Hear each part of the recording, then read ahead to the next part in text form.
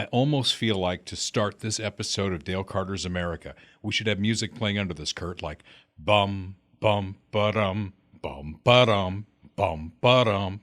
We're just trying to recapture Joe Biden's speech from the other night. 9 weeks to go until the midterm election. We'll talk about Joey B's Mourning in America speech, full of hope, optimism, and unity.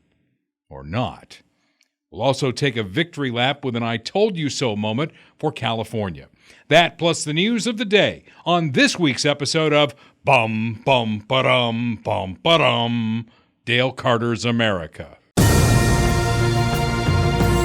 From the heart of flyover country, he's not on the far right, and he's certainly not on the far left. Like you, he's somewhere in the middle. This is Dale Carter's America. First little news of the day. I am Dale Carter. That's Kurt Wheeler. A special master will be appointed to look into the Donald Trump raid at Mar-a-Lago. Look for DOJ to appeal that, further drag it out. And Kurt, I think maybe the good news out of all of that, it's going to be appealed and hit back and forth like a tennis ball. You know how the news media is. They like a burning fire somewhere.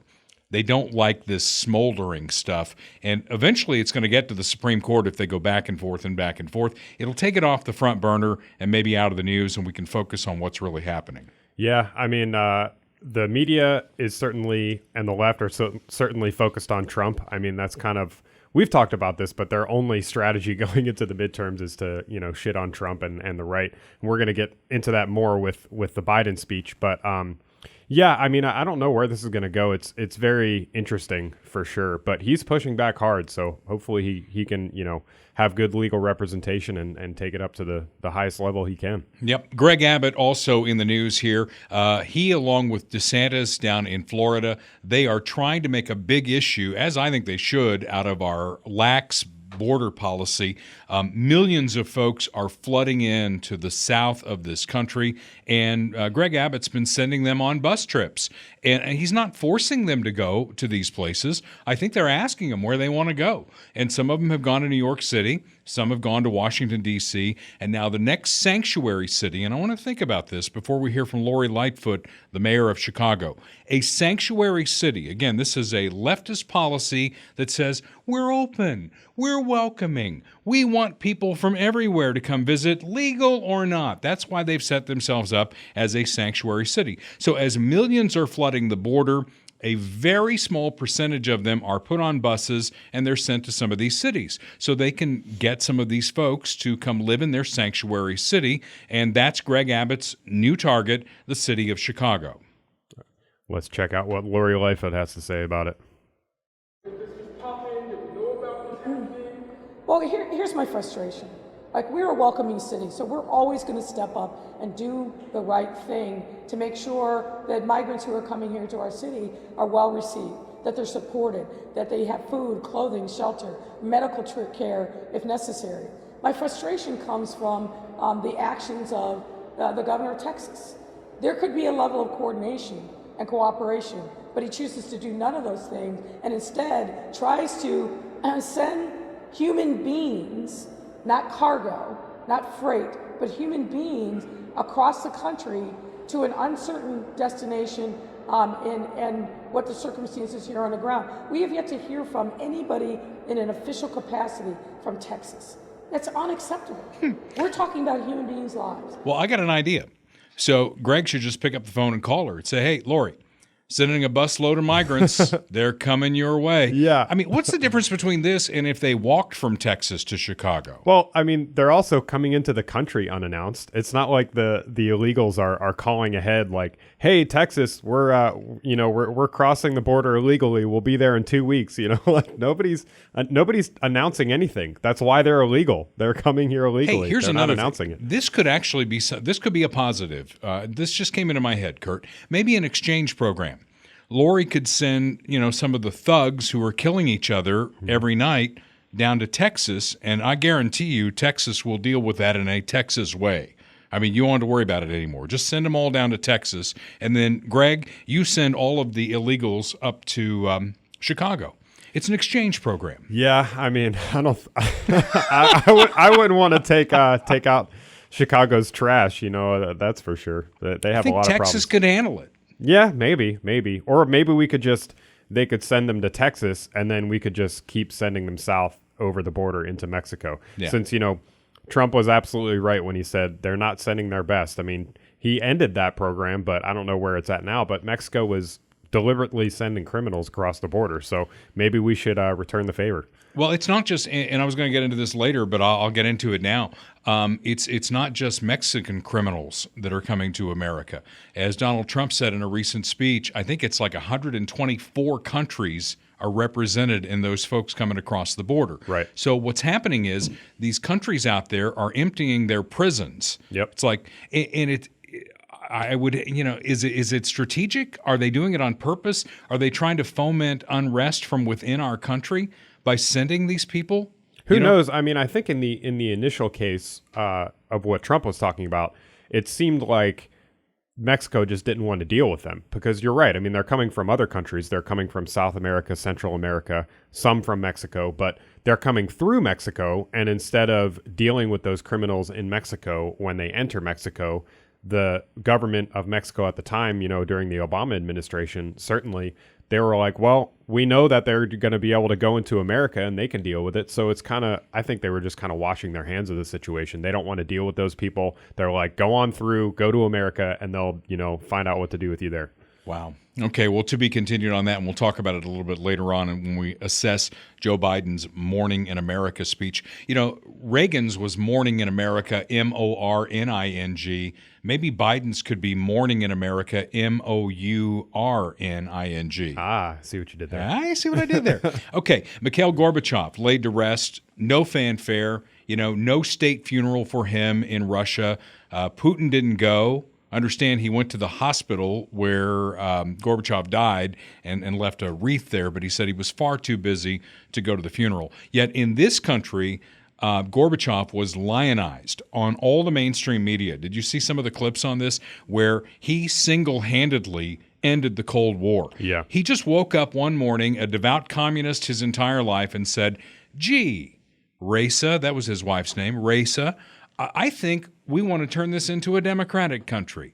I mean, it's almost like Ronald Reagan and Margaret Thatcher never existed. The two of them were the twin towers bringing down the Cold War. Yeah, the American left has a very strange obsession with glorifying foreign communists. Like, they do it all the time. I mean, Obama did it with Castro, and now, I mean, with Che Guevara, yeah. I mean, you have the Che shirts that all of the college leftists love those hippie socialists wear. It's like, bro, Yeah. I have still my friend, but I have a friend who had a Che flag in his house, and I was there one time, and I was like, do you know like anything about this guy? Like, why do you have a flag? Like, he, you purport to be this tolerant liberal. This guy was out there, banging every woman that moved, raping, killing, slaughtering people, killing gays, and everything else. Like, do you really know what you're supporting here? Well, it's take him to a sanctuary city because they're welcoming there. But yeah, I mean, with Gorbachev, I mean, yeah, you could say he was the least bad of the Soviet leaders, but he was still our enemy. He was still the leader of the communist state of the Soviet Union. Let me give you a little history lesson because you were a little young for all this, and I know we have a younger audience on the podcast. Let's take you back to that time. Ronald Reagan was elected in 1980, and the left lost their mind, almost in Trump style. We talk about Trump derangement syndrome. There was Reagan derangement syndrome. He's going to start World War III. We're all going to die. We're not going to make it through this. What actually happened was he basically told the Soviets, and there was a rash of Soviet leaders that came after Brezhnev who died almost immediately as soon as they got the job. And, the news media was like, Mr. President, are you going to meet with the Russian foreign secretary, the Soviet foreign secretary? And he said, well, they keep dying on me. If they get one that'll stay for a while, yeah, I'll go meet with them. So they get Gorbachev. He's very young. And Reagan basically tells him at Reykjavik, Iceland, we're going to spend you into the Stone Age. We're going to build up the biggest military, peace through strength, okay? and we're going to destroy your economy from the outside. So you don't really have a choice here. You're going to have to come our way a little bit. And back at that time, Germany was separated. Berlin was separated by a wall that went in after World War II. The Soviet area of influence was East Germany and East Berlin, and it just looked like, it looked like the worst things you could think about from a communist country. And then right across the wall, it was like freedom. And freedom is like Technicolor. And on the other side of the wall, it's like black and white, and it's just terrible. It's stark and all that. So Ronald Reagan went to that wall and made this speech, and this was the catalyst for ending the Cold War. General Secretary Gorbachev, if you seek peace, if you seek prosperity for the Soviet Union and Eastern Europe, if you seek liberalization, come here to this gate. Mr. Gorbachev, open this gate. Mr. Gorbachev, tear down this wall. Yeah, I still get chill bumps hearing Ronald Reagan say that. Because it did. I mean, it ended the Cold War. And yes, Gorbachev saw the light, and the Soviet Union became more of a democratic nation. Of course, now they've taken a step back. They've got Putin, who is, he's in the same cloth with Joe Stalin. Yeah, he's KGB through and through. Yeah. But I mean, there are certain speeches in American history, that you remember, or that are remembered in history as very defining moments of a presidency or an era. Obviously, like Lincoln's second inaugural address would be one of them. This would be one of them, and probably this Joe Biden speech from last week will be one too. For it's all going the to wrong be reasons. memorable. It's going to be just epic. Mourning in America. We should trademark that. Mourning in America. MOURNING. That's the title of this episode. Yeah, Mourning in America. Yes, I love that. That's fantastic. You know who else loves that speech by Ronald Reagan? Is Jim Dingman. Jim Dingman is an awesome American, and I think he was our first sponsor on the podcast. Funhouse Pizza, a great American, a great Marine, and he's got 2 great locations that make fantastic pizza. It's a great place to meet your friends, either in Lee's Summit on 50 Highway, Blue Springs along 7 Highway. Jim Dingman's just a great American. Yes, he is. Yes, he is. We thank him for his support. And we got to get it on the calendar. We're going to go down there to the Blue Springs location on 7 Highway sometime this fall. Maybe we'll make it. Let's get a hold of Jim. Let's make it at a time when we can talk about the next big Chiefs home game, where he might want to put some tickets up for grabs while we're there. That might be fun. Yeah, he's been all over his Facebook page, both locations, Lee Summit and Blue Springs, giving away tickets. So make sure you're following him on Facebook, and I know they're still hiring too, so follow him for that. I got my Fort Walton Beach American flag shirt on today. Yes. Right? And I'm behind an American flag. Yeah. And I had the red lights to start the thing. I know. Oh, my gosh. We're on top of it. It's just awesome stuff going on. I want to thank Laura Chambers, who works with us. She's constantly feeding me stories because she believes the same way that we do. I guess she's a MAGA Republican, too. He calls people that as a pejorative. And if you think about what the acronym means, Make America Great Again. God, who would want to do that? Terrible. It's just terrible. awful. Fascist. Okay, so there's a new program from Bank of America. It's exclusively for blacks and Hispanics to achieve home ownership to address the racial home ownership gap. You got to love that. Yeah, I love this headline too. New loan program for Black Latino neighborhoods isn't explicitly racist. It's like they have to put that in the headline. Well, and I guess it's a test market in Charlotte, Dallas, Detroit, Los Angeles, and Miami. Folks who want to get in on this program when applying for a home loan will not have their credit score taken into account. Instead, loan processors will look at it if the applicant has paid their rent, phone, auto insurance, and utility bills on time. To hell with your credit score. Yep. And it's the same thing as before. We talked last week about the hiring practices for teachers in Minnesota, and it's just the same thing over again. White people last. That's the new policy. Now, my oldest son works his ass off. Now, he made some mistakes along the way, but he's married. He has 2 kids. They're renting a house right now. They would love to buy that house. And his credit score is not the best. I don't know what his credit number is, but, like many of us who were young, I'm sure, Kurt, you made some mistakes with money. Never. In your life. Never. He's made some mistakes with money, so I'm sure his credit score is not the best. But he's a hardworking kid. He works 7 days a week, right? And they're pouring everything they have into this house. And I've told him, I don't know how many times, that if you bought it, it'd be a lot cheaper than renting it, and you'd be building some equity. But you know what his holdback is as far as this program with Bank of America? He's not black or Latino. He was born to 2 white parents. I mean, Terrible. It's just awful. Terrible. Okay, and then the other thing, Kurt, isn't this how 2008 started? Where banks were forced to make loans that they really shouldn't have made?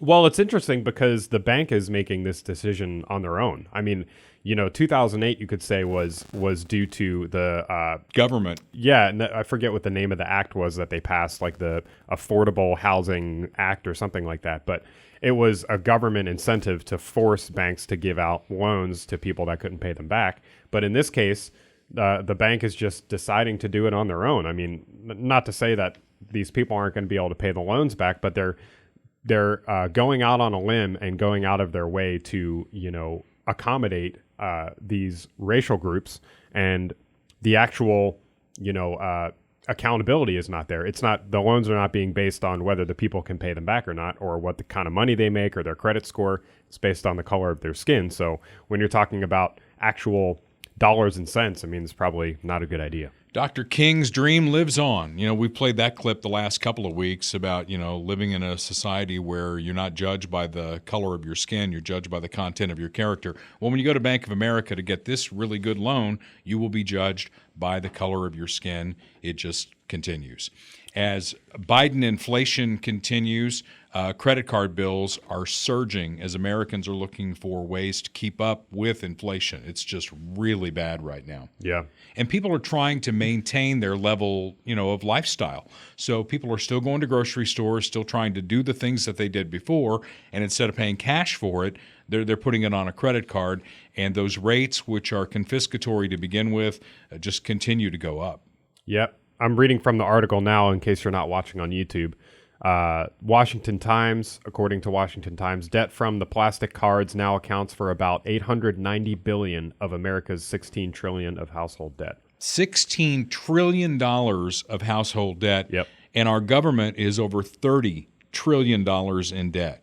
And no one sees that as a problem. Well, we see it as a problem. Yeah. The left doesn't see it as a problem. We see it as problems for different reasons. I mean, the right, I think, largely we see this and we think, okay, we need to cut back on spending. How can we make it so that people are not relying on their credit cards? Or in the case of student loans, how can we make it so that either school is cheaper or people don't need to go to school? Let's look at trade schools. Let's look at, taking a career track in high school. There's plenty of high schools that you can go, instead of going to a typical 4-year high school, you go to a career-focused track. You learn about being a mechanic or construction or whatever. You get a job right out of high school. But the answer for the left, for this and for student loan debt and everything else is, let's just spend more to cancel the debt so that we can get votes. So we both see it as an issue, but we're coming at it from 2 totally different angles. Military is another option, too, that folks can go into. The military is having trouble meeting their recruiting goals. Yeah, absolutely. Yeah. We've had people, not going to say who, but we've had people in this building that have that are very trustworthy sources that have testified to exactly that. Yeah. Hey, we want to thank Bob Watson for sponsoring the podcast, being a big believer, continually sending us information for the podcast. We love that too. Bob, keep that information coming. And I know that folks who listen to the podcast or watch it on YouTube, they're going to Bob because we're talking about him, because they know that through seeing the ads with Patrick Mahomes, that State Farm has surprisingly great rates. Just because you've got the full staff that Bob Watson and his group have there in Blue Springs or any other State Farm agent. But Bob serves Missouri and Kansas from his office in Blue Springs, has been there for 5 decades. Just because you're getting that level of service does not mean you need to pay more in a rate. The folks at State Farm have surprisingly great rates. They're going to take care of your auto, your home, your life, your business. They do business insurance as well. And Bob Watson is another one of those great Americans, and we're very proud to have him on the podcast. Yeah, thanks, Bob. Thanks a lot. Can we dovetail that into a brand new sponsor that we have on the podcast? Sure. Because when Bob insures your home, as he insures my home, there's a roof on that thing, right? And that roof was put on by my friend Austin Watterson at Royal Contracting Solutions. Royal Roofing and Solar. Did he change the name of the company? Because it was always Royal Contracting Solutions, but now I see that it's Royal Roofing and Solar. I've seen it as both, so we'll have to get some clarification from him on that. But this video that we're about to play is pretty new, so I think that... Roll the video. Let's see that. Okay, cool.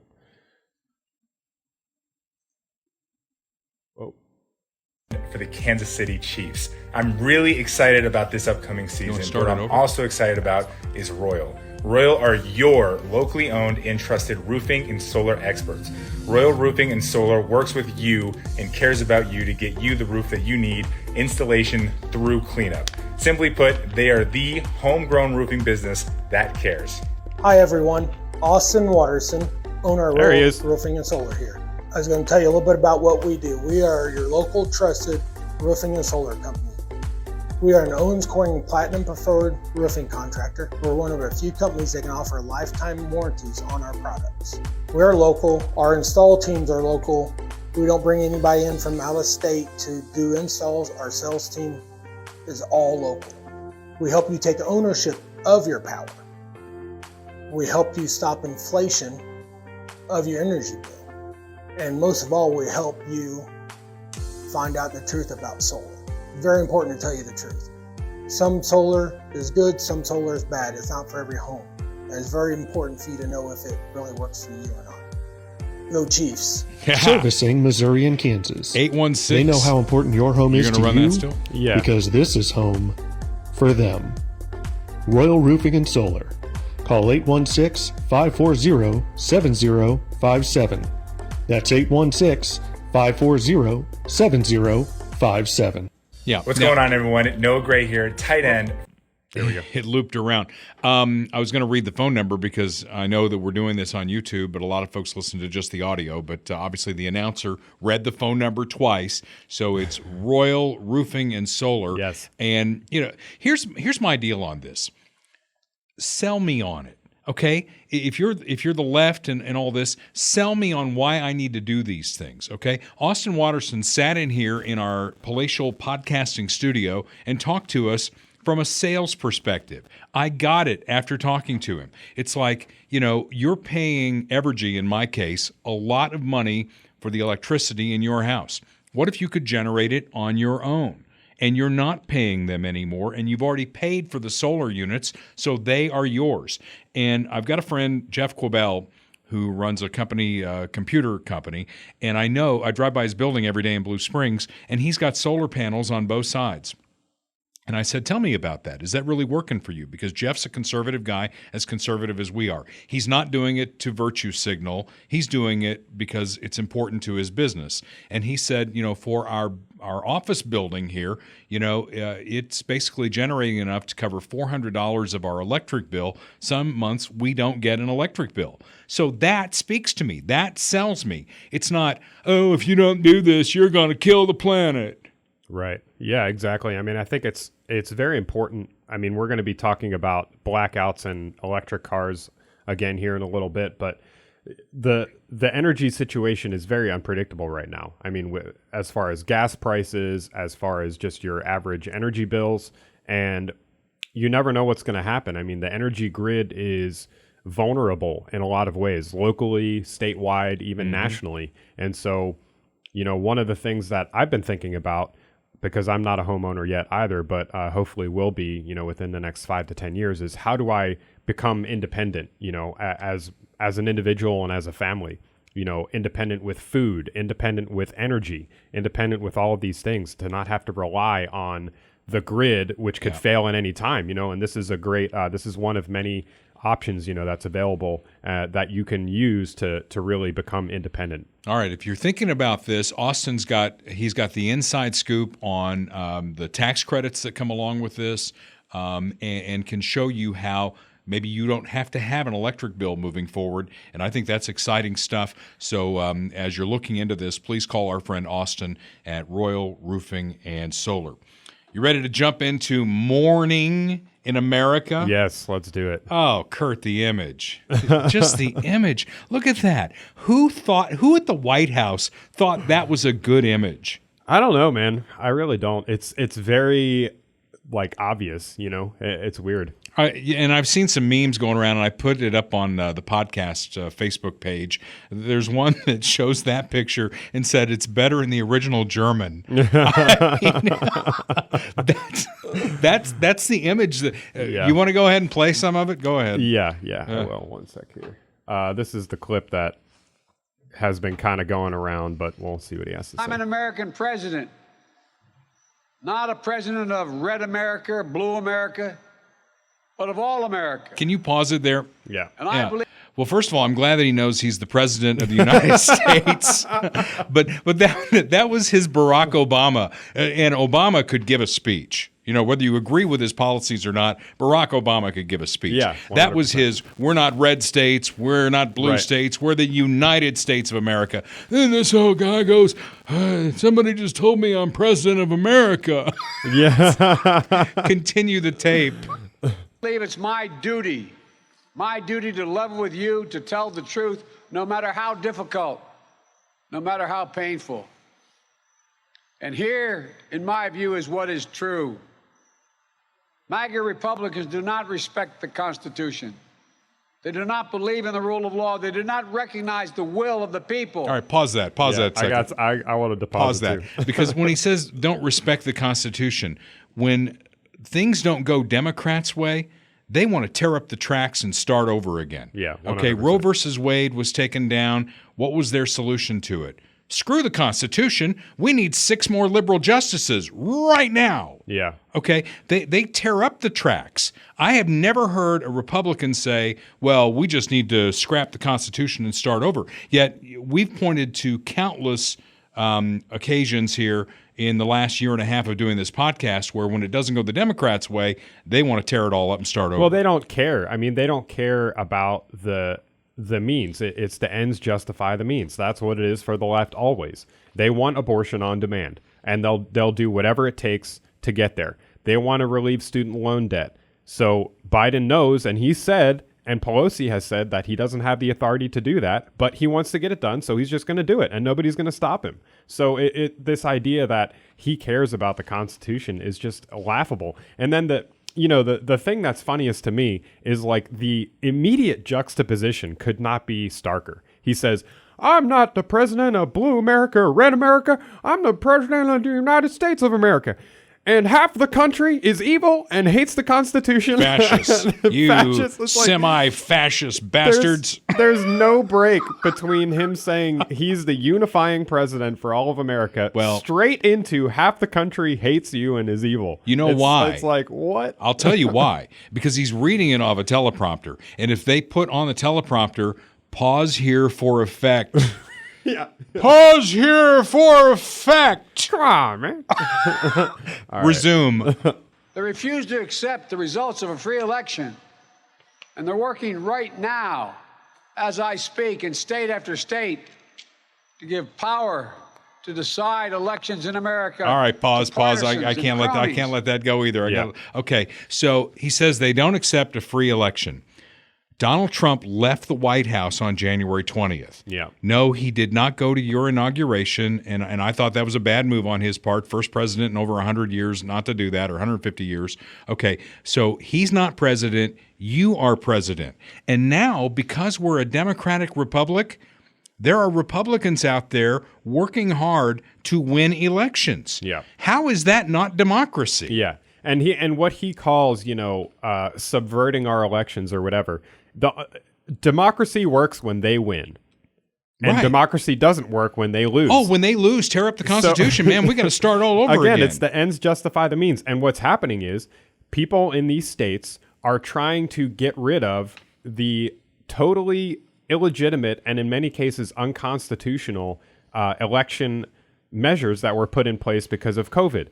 Large mail-in balloting, Ballot harvesting. Unsolicited mail-in balloting, ballot harvesting, ballots coming in the middle of the night and, in cases with nobody looking at them, giant leaps in the middle of the night, all for one person, all of this stuff that are real concerns, that are real questions about the last election and going on for future elections. We want secure elections. And he can't stand that because it means that the Democrats have a less likelihood of winning because mail-in ballots, illegals voting or not requiring ID to vote, all of these things benefit Democrats. And that's why anything that actually goes back to election day, not election month, not election 3 months, election day in person, unless you have a legitimate reason otherwise, that's what we should be doing. But anything that goes in that direction to him is undermining our democracy because our democracy means liberal power. Yeah. Okay, resume. Okay. Empowering election deniers to undermine democracy itself. MAGA forces are determined to take this country backwards. MAGA forces, I just like that. Take this country backward. Well, you've done that, Mr. President, with your policies. You have taken us backward. Make America great again might actually bring the policies back that were working before you took over. See, this is why it's great that we have this new video set up because we can just pause this and talk over him. All right. Whoa. Backwards to an America where there is no right to choose, no right to privacy, no right to choose means no right to kill your baby. That's what that means. And right to privacy is not in the Constitution. Again, Mr. President, you love the Constitution so much, you should start the drive for another amendment that puts an amendment in the Constitution that explicitly says you have a right to privacy. Mm-hmm. That does not exist in the Constitution. No right to contraception, no right to marry who you love. They promote authoritarian leaders and they fan the flames of political violence. Oh, blah, blah, blah. Stop the tape. Stop the tape. I don't even know that I want to hear any more of this. You cannot. Okay, if they didn't have January 6th, Kurt, would we have this image of the president bathed in red lights looking like the devil coming out of the podium there? And try and find a Republican office holder. I mean, you can find crazies on the right just like there's crazies on the left. Find a responsible Republican out there that says January 6th was a pretty damn good idea. Yeah, exactly. He has this line that he constantly goes back to, and he said it before. He said it in this speech, and he said it many times before. You can't be pro-police and pro-insurrection. You can't be pro-democracy and pro-insurrection. It's such a straw man. Nobody is pro-riot. Like, everybody acknowledges that. What we're pointing out when we talk about it, and certainly when I talk about it, we're pointing out the double standard. We're pointing out the hypocrisy that these people went in there and meandered around, broke a couple windows, and they're in solitary confinement for a year and a half. Meanwhile, you had a full day of rioting when Trump got inaugurated. Everything, DC was shut down for an entire day, dozens of police officers injured, very few arrests. Nobody's still in jail for that, as far as I know. Madonna said we should blow up the White House, and I don't know that anybody even had a conversation with her. No, of course not. So that's what we're pointing out is the double standard. But it's the straw man. The straw man is their best friend. Can you show just the static image? I don't want to hear him talk anymore because the White House said this would not be a political. I love that picture. You want this one again? The White House said this would not be a political speech. I think we could agree. I think you could even find people on the left who would say this was a political speech. I mean, it's a speech by the President of the United States. Of course it's a political speech. But here's the problem I have with it. Okay, he is standing in front of Independence Hall, which is run by the United States Park Service. Yeah. He is flanked by 2 Marines in dress blues. Using the military for this? I mean, first of all, they've already walked this thing back. You know that, right? Yeah, they've walked back portions of it. And thank God it was only carried on CNN and MSNBC. This podcast has a bigger audience than MSNBC and CNN combined. That's how bad things are at CNN and MSNBC. We're just getting started with our little podcast, and we lap them in terms of audience. But no network coverage of this thing. Fox News didn't cover it. I understand that what's the other one, the other big cable thing that's supposed to be in the middle between Fox and all these other lefties? Oh, I don't know. Anyway, One News or something like that. OAN, yeah. One American News. They carried about 10 minutes of it, and they couldn't take it anymore. Yeah. So they got out of it. So, and you know, here's a news flash. Not all Republicans are bad. Just the MAGA Republicans are bad. Right. Yeah, it's funny, you know, back to the thing that you mentioned previously. I am so tired of hearing the phrase, stop making this political, or this is not political. If you're talking about anything that has to do with government or policy or anything that involves community, it is by definition political. Everything is political. If the president's giving a speech, it's political, of course. The COVID response is political. Fauci out there saying, this isn't about politics. Stop making this political. It's political. You're a public health figure. Of course it's political. Well, I'm going to push back on that. When John F. Kennedy made his speech from the Oval Office about the missiles of October, that the Russians had missiles in Cuba and blah, blah, blah, blah, blah, that was something that all the networks covered, and they should have covered because that was a big deal. Okay, this is pure politics. And when you have pure politics, you do what Donald Trump does. You go out and you have a big rally somewhere at an airport like that. You don't do it at the White House. You don't do it in front of Independence Hall. And you sure as hell don't have the U.S. military involved. Yeah. Yeah, I was actually just at Independence Hall about a month ago, made a trip back to PA for some family stuff, and me and the wife walked around and checked it out, and it's just such a disgrace that the president of the United States is standing in front of the place where America was founded and calling the only people who actually care about our founding principles enemies of the state. Half the country. Half the country, yeah. And it's one of the lowest points in modern American presidential history, for sure, without a doubt. Yeah. Well, here's another news flash for you, 2.0. Donald Trump is not on the ballot. Yeah, right. He's not on the ballot. Biden policies are on the ballot. Okay, so we have to ask the question, how's that working out? Is America better off than it was, not even 2 years ago? Are you better off than you were not even 2 years ago? The economy, the border, Afghanistan, energy policy. Where can you say he's making America better? I get he's spending a lot of money that we don't have and making inflation worse by doing that. Where is he making America better? Well, I try and think about this, right? And think about the opposite of the straw man, right? Like Biden is doing the straw man where he says you can't support democracy and support the insurrection. It's a straw man because nobody supports the insurrection. It's a made up thing. The steel man is something that's a better thing to do, which is try and make the best case for your opposition that you possibly can. And I think what liberals would probably say is something like he, has pushed back on Trump, radicalization or what have you. He's trying to bring the country back to what they might call the center, which is not true, but that's probably what they would say. They'd probably mention something about student loan forgiveness. They'd probably mention some other, random policies, giveaways, like that. But and I mean, I think still at the end of the day, he's just not Trump. And he's not a conservative, whether it be Trump or DeSantis in 24. Obviously, he's probably not going to be running, but somebody else will, and they're going to vote for him or her because they're not the other person. That's the only thing they have to go on. Yeah. Well, the real danger on the border continues. That's another one of his areas where he's completely dropped the ball and made it very dangerous, is this fentanyl thing that's coming into the country. I mean, thousands and thousands of deaths in this country, are related to the fentanyl surge that we're getting in the border. And you talk about fomenting unrest in the country. Think about China. China does not have our best interest at heart. Okay, I think we could agree on that. Maybe even we can get some Democrats to agree with us on that. So they're over there in China. They're making this fentanyl and they're smuggling it in through Mexico. Why do you think they're doing that? That's a good question. That's a good Well, question. they're trying to kill as many Americans as they can. They're trying to foment unrest in this country. That's what's happening out there on a large scale.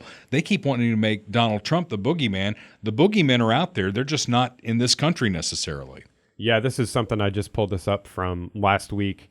Arizona Border Patrol agent sees enough fentanyl to kill 42 million people in latest massive drug bust. $4.3 million worth of fentanyl pills coming across the border. And that's just in one bust. I mean, think about how many times this happens and it doesn't get caught, So it's pretty wild out there, man. And for the left to say, that illegal immigration is not a problem, our border's not a problem, diversity is our strength, we're a nation of immigrants, all of the tired talking points, it's just not reality. Well, what you just said is true. I mean, the last part of that is true. We are a nation of immigrants who came here the right way, who followed the rules and did what they were supposed to do, not what's flooding in from the southern border, which is dangerous, by the way. I don't know if you saw over the weekend, there were some people killed in the Rio Grande River, as the rains came and it just washed people away who were making this dangerous journey to get here. Yeah, I did see that. And yeah, I mean, I guess you could say we're a nation of immigrants in that sense because we don't really have like native population, right? The closest thing we have to a native population that founded our country would be, the people from Britain who came over as part of the British Empire. But we're not a nation of criminals, right? We're not a nation of people who break the law, bring drugs, traffic little kids, Well, depending on how far back you want to go. I mean, there were Native Americans here when the Europeans came over, but, if you go back far enough into history, life started in Africa, right? And then, those people who are seen as the natives, they came across the Bering Strait into Alaska and then migrated south. And they were also not very nice to each other or to us. So. They killed, they scalped each other. They did all kinds of bad things. Is there one more clip you want to play before we move on from the Mourning in America? No, I think that's it. We're going to California next. All right. We're headed to California next. And this is one of those I told you so moments. I love having those. And you said we should start tracking these predictions that we're making. Literally, the day after California boldly proclaims they'll sell no gas-powered cars by 2035, and 2 other states followed, and more states are going to follow through trigger laws. They announce in California that they can't support the electric cars already in California. So I looked it up. I was curious about it. California leads America in percentage of electric cars, okay? All the other states are in single numbers. Some are below 1% in terms of electric cars. California has 12.5% electric cars. That's a very small number. I'd bet that Missouri is probably under that 1%. I'm sure they are. So with 12.5% electric cars, they get a little bit of a heat wave, and they say, yep, you can't plug in your car. Let's check out this is from the local news. And we begin tonight with the power concerns for California during this heat. Yeah, and just seconds ago, a flex alert ordered by the state's power grid manager ended, but another one has already been ordered for tomorrow. The state's power grid manager has been calling for every Californian to try to find ways to conserve power in order to avoid any rolling blackouts. But with another very warm night tonight and more extreme heat tomorrow, we are certainly not out of the woods yet. Just before 6 o'clock tonight, Cal ISO declared an emergency alert, an energy alert in stage 2. That means we were just one step away from rotating blackouts. Fortunately, they were able to bring in enough power, and Californians have been helping with some strong conservation. And Cal ISO has already issued an energy emergency watch for tomorrow night between 5 and 9 p.m. Time out. I love that because, on radio, especially here in Tornado Alley, we have tornado watch and we have tornado warning. You know the difference? Yeah, well, one means that a tornado is like maybe happen. I think I know the actual language from the Weather Service. A watch means conditions are favorable for a tornado in and around the tornado watch area. If you have a warning, it means an actual tornado has been spotted. Right. So this is just an emergency alert watch. So conditions are favorable for blackouts. You to lose your power. Yeah, because 12.5%. I don't know if I'd call that favorable. There's probably another word for that. Because 12.5% of the cars in this state are electric, yet by 2035, by God, they're all going to be electric. Yeah, 100% No problems. Nothing Again, to see here. This gets, this is virtue signaling versus reality. Okay. Yeah. Virtue signaling meets reality. Now, there are solutions that might work. Nuclear is one of those. Yes. But they won't build nuclear plants. Yes, absolutely. And you mentioned this before we go to the next clip, that I didn't realize this, but that Massachusetts and Washington are now adopting the same policy as California. Because they have trigger laws that say, hey, if this is good for California, this is good for Washington State and Massachusetts, and other states will follow. Yeah. Well, you can check this link out on your own if you're watching on YouTube. But so more states are going to be doing this, not just California. So if you follow, and they love saying they follow the science. Right. If you follow the science and development, I think we're going to get to a point where we're not relying on gasoline to fuel our cars. We're not there yet. Right. And forcing it is going to put us in a situation where Cuba has been since, I think we talked about this last week, didn't we? That Cuba, since basically the embargo against Cuba, they've been driving like 1950s model cars. Yeah. And they keep them in shape. So if you're looking for a career moving forward, an auto mechanic might be a great role for you to have, because we're going to have fewer and fewer new cars available. Wait, in Cuba or America? In America. Okay. Yeah. So my 2015 Chevy Impala might have to last for a while. Yeah. But we're going to get to a point, I think, where you've got a hydrogen cell maybe in your car. Nuclear is going to power your car. Maybe electricity fueled by nuclear or hydrogen is going to get us there. But right now, when you plug in that car, we've said this I don't know how many times, you are plugging into a grid that is supported by coal. So if you buy your electric car because you're going to show everybody that you care about the planet, you're plugging into a carbon-based grid. Yeah, absolutely. And you're right. I mean, I think also that nuclear is going to be a big thing moving forward if we allow it to open up the way it should. If we really open up our nuclear capacity, we could have almost unlimited energy, in most states. And the technology has advanced so far. It's very safe. It's very efficient. It's very reliable. And yet the left and the green, agenda people, they don't like it for some reason. So I found this clip. This guy, Alex Epstein, he's sort of one of the leading voices against the green agenda, I guess you could say. He's this guy here on the right with the fancy hair. So he made a good point here that I wanted to play. I think potentially it is. I mean, if you look at what was happening in the 70s, you were building nuclear power plants around the world, including in the US, at relatively low cost. And then suddenly it became catastrophically expensive to build them. And so one of the objections today is, it's too expensive. But that's because of the anti-nuclear green movement that claims to care about CO2 emissions, but actually just wants to oppose all forms of human impact on Earth. So nuclear has unlimited potential, but it needs to be decriminalized. So when you hear anyone say, it's too expensive, those are usually the people who made it expensive by criminalizing it. Yes, and certainly. Yeah, so I think what he's saying there is that, this wasn't always the case. We have all these regulations against nuclear that were put in place because of things like Fukushima, 3 Mile Island, Chernobyl. But the technology has advanced so far since then. And even with those incidents, if you compare that to damage, death, monetary damage caused by all these other forms of energy, it's actually very low. And so we need to reduce some of those regulations on nuclear and really free it up so that we can increase our energy grid with nuclear. I think it's a great idea. Well, the canary in the coal mine is Germany. And what Germany is going through right now, because they bought this whole green thing, hook, line, and sinker, makes America look like we're still knuckle-dragging cavemen or MAGA people, as the president would say.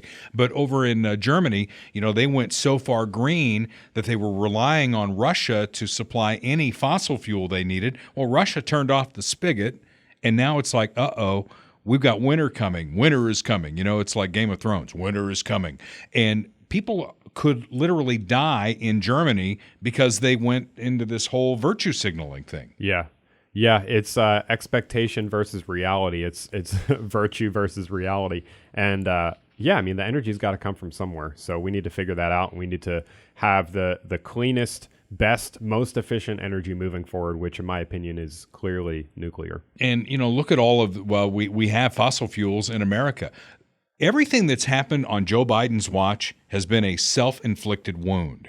And the energy crisis that we're going through right now is a self-inflicted wound by Joe Biden. Instead of being energy independent as we were under Trump, now we're energy dependent, and we've got our president, going around the world like a pauper, begging people who don't like us very much to give us more oil. That's what we traded here. We got rid of Mr. Mean Tweet, and what we got now is energy dependent on people who don't like us very much. Yeah, 100%. 100%. Well, let's tell you one more time about Bob Watson, because he's our favorite State Farm agent. Great guy. When we set up the date this fall for Funhouse Pizza in Blue Springs, I'm sure Bob's going to be there. We'll have to be in uniform, Kurt. That means, wearing your Bob Watson State Farm shirt. Wearing my Reds, my State Farm Reds. Wear your red. And take the red lights, too. I think that's a good look. I mean, maybe that's what Joe Biden was doing. Maybe he was doing a State Farm commercial. That's probably it. Yeah. Red is one of their colors. It is the color.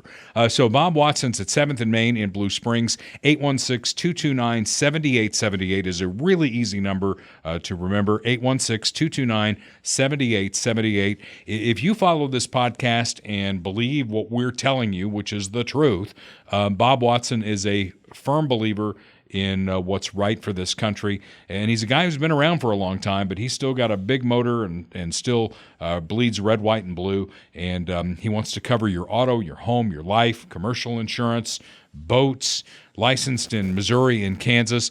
Bob Watson is the guy for insurance. He's my State Farm guy, but I'll share him with you. I'll share Terry and everybody in the office there who've taken care of me for nearly 30 years with you. That's Bob Watson, State Farm agent. That's so kind of you to share. Well, I'm a giver, Kurt. I'm really a giver, which is why we're going to give you this on the way out of this episode of Dale Carter's America. Jamie Raskin is a member of Congress. He hates Donald Trump with a passion. He's one of the leading folks. I think he was one of the leaders behind both impeachments. He's definitely involved in this whole January 6th committee, which I'm not sure where that is now, that Liz Cheney lost her election in Wyoming.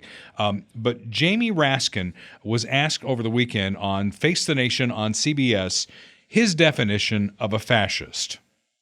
Two of the hallmarks of a fascist political party are, one, they don't accept the results of elections that don't go their way, and two, they embrace political violence. And I think that's why President Biden was right to sound the alarm this week about these continuing attacks on our constitutional order from the outside.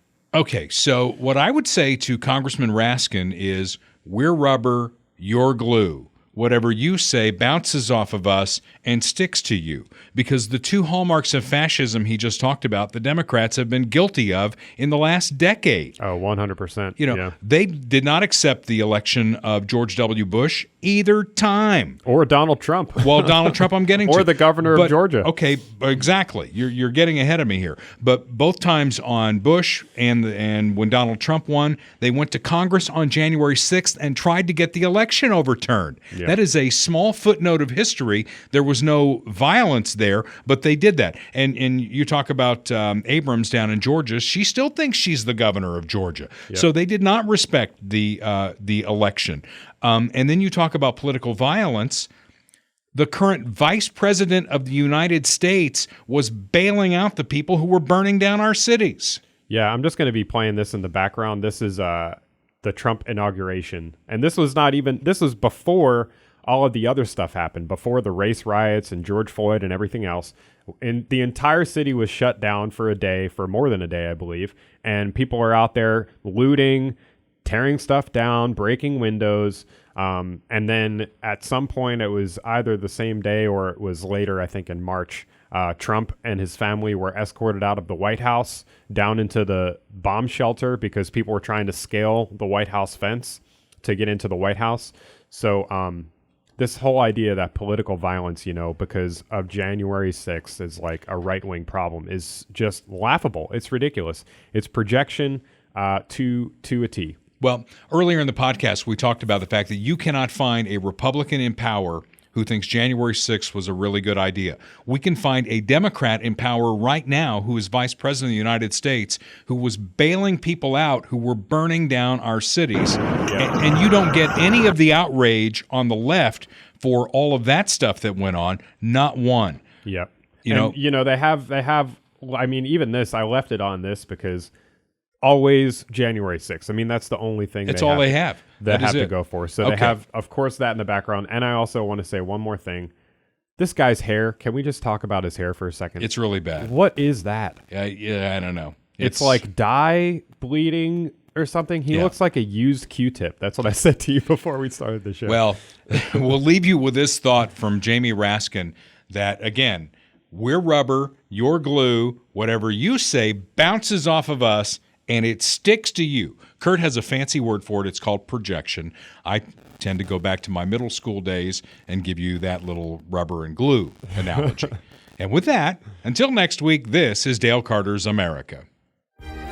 The views expressed on Dale Carter's America are Dale's and Kurt Wheeler's. They do not necessarily reflect the views of KFKF or Steel City Media. Comments can be sent to dalecartersamerica@gmail.com. Check back for weekly episodes. Subscribe, spread the word, and give us a 5-star review.